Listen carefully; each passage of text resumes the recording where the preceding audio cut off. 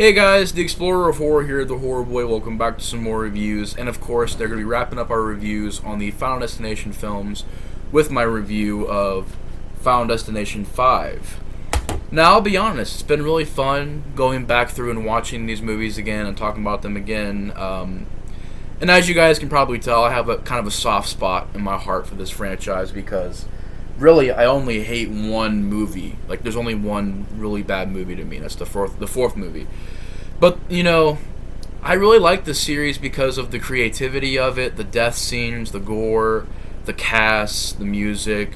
I definitely can say that I have a lot of fun with this franchise, and it was really cool going back and watching these movies again. I want to thank you guys so much for joining me along the way, and it's been fun. It's been cool, and it's been awesome revisiting these movies. But of course, they were getting to Final Destination 5. And it has been a long time since I've seen this movie. It's been a long time. It's been years since I've seen Final Destination 5. And, I'll be honest. Revisiting this movie again, I do not hate it. I can't even say it's a bad movie. I can't say it's a great, fantastic film. But if I were to say that I hate this movie, I'd be lying. This was definitely, I can say, a decent time waster. Still not one of my favorites, but there is quite a few things that I found myself enjoying this movie this time around. And I gotta be honest. I give you guys my honest opinions on every film. Like I said, nothing great in this movie. Still has problems. Still has things that I think they should fix. But at the same time, it is an improvement over Part 4. I do think it's an improvement over Part 4. And I do think it at least tries to do some things that I thought were decent. It tried some new ideas. It tried to be different. And I can respect that. But of course, this came out in 2011, gets a 5.8 on IMDb by Stephen Quayle, who has also made another movie that I really enjoyed, Into the Storm. I actually really enjoyed that movie. If you guys haven't seen Into the Storm, basically a found footage tornado movie, and I really enjoyed that movie. Really enjoyed it. I know it got a lot of bad reviews, which I really didn't get because I really enjoyed that movie. I enjoyed the effects, the way that it was shot. You have a scene in that movie where there's a fire tornado. There's a tornado made of fire. That looked great. So I was a really big fan of Into the Storm. And I'll be honest, I think Stephen Quayle gave this movie a better atmosphere. Because with Part 4 for me, it looked very cheap. The lighting wasn't really there. There wasn't really any atmosphere to it. And I will say, this movie does look better than Part 4, even as far as the CGI goes. Like, you can tell there's CGI in there. But I'll be honest, the CGI isn't bad. If I said the CGI was bad, I'd be lying, The CGI is improved from Part 4.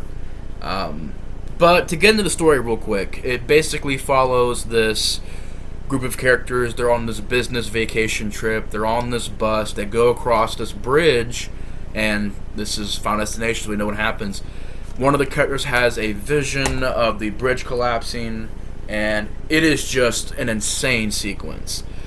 Effects-wise, idea-wise, this is a massive improvement over Part 4's race sequence. The race car, NASCAR opening premonition sequence. Here, this one is very well done. It's intense. It's gory. It's honestly relatable and scary because there have been times where you drive over a bridge like that and you're thinking like, man, like if this thing just crumbled, like what would happen? And that's the thing about Final Destination. That's why Part 4 was so disappointing. That's not very relatable. And maybe even if you could relate to going to a racetrack, it's not scary to think about that because it just doesn't seem scary to me. Here, this seems scary. It seems legitimately creepy and intense, and the premonition sequence is just insane. I mean, you got people getting smacked by wires into pieces, people having these I forgot what they call them, but they use them a lot for construction. If you've seen the poster for this movie, you know what it is, like these metal rods, and they get shot right through a guy's head, and it's done in 3D, and I will admit the 3D stuff in this movie bothers me, but it's not... Like, that's the one thing I can say, is the 3D stuff is still there. It kind of bothers me. But in the same way, it's not as bad, maybe because it looks better, but it bugged me because you had a lot of just gags going to the camera, and a lot of it is CGI. It looks better, it's like better CGI, but it's still, I don't know. But you do have a cool scene where like a guy gets these metal rods through his head, a piece of sheet metal cuts somebody in half, people are falling off the bridge and getting impaled on boats, and gore everywhere. Just an insane, and the effects in that scene are just amazing. The bridge collapsing, it looks legit. There's no frame of bad CGI in that scene. So I definitely feel the bridge collapse scene was just very, very well done. And this movie, it had about the same budget as the fourth movie, $40 million. Still grossed out about $100 million, $150 million. Says here $157 million worldwide. So it still surprises me they never made a part 6. And I know there's rumors of a part 6. I'll be honest, as you can tell, since I only don't like one movie in this series, I'd be curious for part 6. As a matter of fact, I have a couple theories for part 6, which I might get into in this video. Might not, I don't know. We'll see if I can get into that if I have time to or not. But they're pretty much probably theories that everybody else has thrown out there. But some things that I would like to see personally in a series, in a part 6. So I know that part 6 has been rumored for years now, like a long time, and it's never happened. So we'll see if a part 6 happens. Which really, even if they make a part 6, storyline wise, it wouldn't make sense. And by the way, there is going to be a spoiler in this video. This movie is a little bit old, but this review will have a spoiler in it, so just heads up for that. But basically, it's the same thing as the other movies. People get knocked off one by one, gory ways, of course, creative ways. And I will say this too: the death scenes are improved in this movie. A lot of the ideas are more memorable, more intense than the fourth movie. Like, you have a gymnastics scene where this girl, she swings off this thing and lands and pretty much breaks her body into a million pieces. It's just like horrifying, and the effect looked like crazy. You have a scene where this guy goes to like he goes to get, I forgot what it's called, but like an acupuncture thing where he gets those like needles in his skin and stuff like that, and he falls. You think he's gonna catch on fire, but he doesn't, and the statue just falls and splats his head. And practical gore effects, which is like, okay, that's pretty cool. They actually put some practical gore effects. There's actually quite a few scenes of practical gore effects in this movie, so that I can appreciate. Because on part 4, it was all CGI. Maybe a handful of practical things here and there. But yeah, you have a scene where like a guy falls in this hook and it goes through his head. And they do this really cool thing in this movie that I really like. It's an idea that I don't know why, but I remember not liking. But to be honest, I do think this is a pretty creative idea, and at least doing something in this movie that's different. And it is kind of weird. You think about it, it's like, where'd this rule come from? It came out of nowhere. But I do like the idea of it, where death does have this pattern. But if you kill somebody, you take their number of days left on the planet, I guess, on Earth. You take the number of days left they have to live. So you basically swap out lives. And I thought that was a really creative and cool idea. I really thought it was just different and unique, and I like that idea. It's something that I'm surprised wasn't in more Final Destination movies, but it leads to some interesting stuff. Like you have a character whose girlfriend dies, gets depressed. He's getting darker and darker and darker throughout the entire movie. He's getting more and more sinister, and by the end of it, he's trying to kill the lead guy's girlfriend. All right, interesting idea. And the ending is actually a better ending than Part 4's ending, because here you have a fight. You know, these two characters are fighting.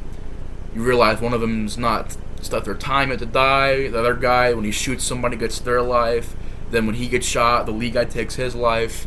And it's a really well done sequence. And the very end is really cool. And this is a spoiler right here, but you find out that this movie is a prequel. And that's why Part 4 is still the final destination. But such a cool idea. Creative. I like it. The ending is pretty cool, seeing the date 2000 on a boarding ticket, or seeing the Devon Sawa character getting kicked off the plane, them going, like, what's going on? And of course the plane taking off and, you know, blowing up, and that was done very well. And then you have the last survivor of the movie. He swapped lives with this other guy, but this other guy had something wrong with his brain. He had like a blockage in his brain. And the guy goes, he could be dead any day now. He could have died any day. And the guy goes, any day? And the plane just falls, and you see like a shot of the body, just like gore and a CGI hand going towards the screen. And the movie ends with, you know, a compilation of all the death scenes in the previous movies.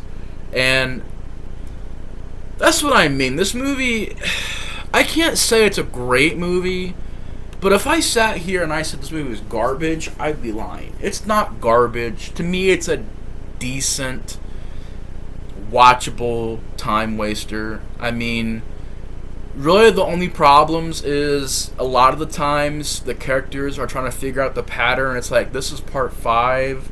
You know, we already know all the rules. We've been knowing all the rules. And these characters are just trying to piece it together one by one, and it's just like, dude, you've seen it so many times now, and it's just getting really boring, and it just becomes same old, you know? It's really one of those things that just drags, and the movie has a really slow pace because of that. I do feel like it does, like I said, drag, slow pace. You still have those 3D shots that just do not age well. They're still CGI. They're still in the movie. Probably not as much as Part 4 and don't look as bad as Part 4, but still happens. And to me, it's just annoying.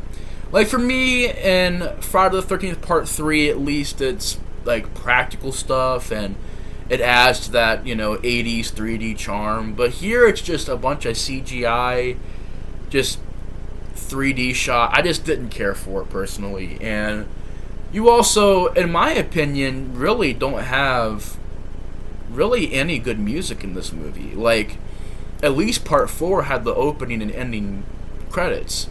But here, there's nothing. There's no main theme. There's no piece of music I remember. So the score is pretty forgettable. The characters, you know, it's again like Part 4. There's nothing really to them. They're kind of just bland, generic characters. There's a few things that I liked what they did with this movie. Like I said, that one guy that, you know, gets depressed about his girlfriend dying and kind of becomes more and more evil. Okay, interesting. But really, there's nothing else to the characters. They're just really bland characters. And besides that, though, I mean, I guess you could say that's also a little problem, is the whole swapping out lives thing. You know, you kill somebody, you get to live their life, and they take your place in Death's plan or whatever. You know, it kind of came out of nowhere. I mean, this is the 5th movie, and it came out of nowhere. And if this is a prequel, then why didn't Tony Todd tell them in the first 2 movies that stuff? But I don't know. It's just an idea that kind of came out of nowhere. But I do like the creativity of the idea. But as far as the good stuff goes, I think the cast does decent in acting. I know one guy was from the Friday the 13th remake. I thought the lead guy did a decent job acting. I thought his girlfriend did a decent job acting. That guy that kind of goes a little bit more evil, and gets more and more evil as the movie goes along. Decent acting from him. Altogether, the cast is pretty decent as far as acting goes. But yeah, there's great death scenes, great gore, a little bit of funness to it, a little bit of creativity with it. The prequel aspect I thought was pretty cool.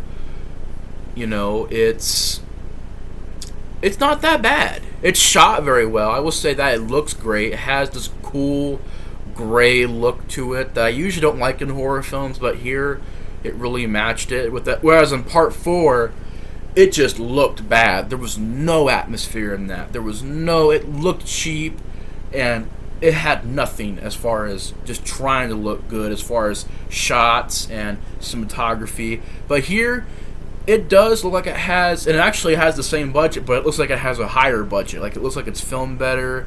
It looks like there's a little bit more shots that I like in this movie. So from a cinematography standpoint, I think it's also improved. But yeah, I can say this. It's definitely not one of my favorites, but I really don't hate Final Destination 5 all that much. It's not great.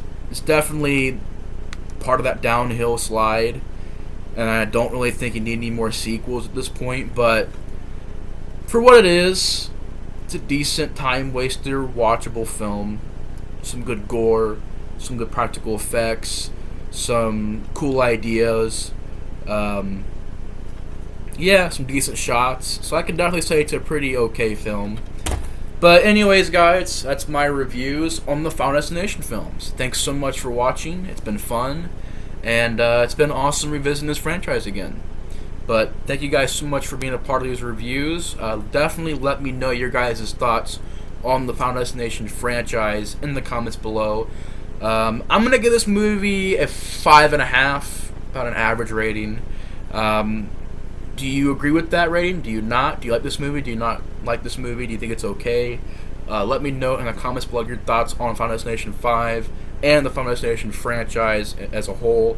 But anyways, guys, thanks for watching my review on Final Destination 5, and I'll see you guys in the next review. The Explorer of Horror is out. Have a good night, guys.